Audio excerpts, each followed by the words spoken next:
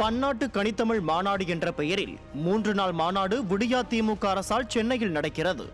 கனித்தமிழுக்கு தொடர்பே இல்லாத நபர்கள் பலர் இந்த மாநாட்டில் சிறப்பு விருந்தினர்களாக அழைக்கப்பட்டிருப்பதாக தமிழ் ஆர்வலர்கள் உள்ளம் குமுறுகின்றனர்.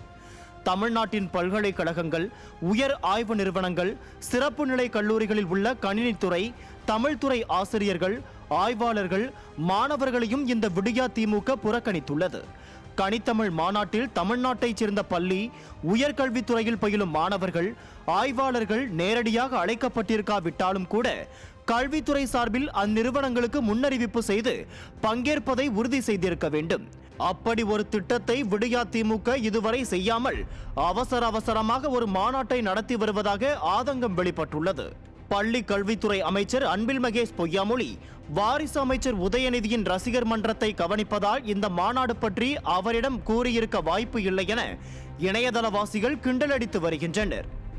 தமிழ் மொழிக்கு உண்மையிலேயே பங்களிப்பு செய்யக்கூடிய தமிழ் சென்டிமெண்டல் அனாலிசிஸின் NPL பற்றிய அரங்கங்கள் கனித்தமிழ் மாநாட்டில் இல்லாமல் வெறும் திமுகவின் ஐடி விங் போலவே ஒரு மாநாட்டை விடியா திமுக ஏற்பாடு செய்து கூத்தடிப்பதாக தமிழ் அறிஞர்கள் பலர் குற்றம் சாட்டியுள்ளனர்.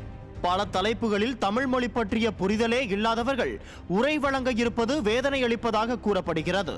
குறிப்பாக harnessing new age technologies for Tamil language processing applications and development என்ற தலைப்பில் ஒரு உரையாடல் இந்த கனித்தமிழ் மாநாட்டில் நடக்க உள்ளது.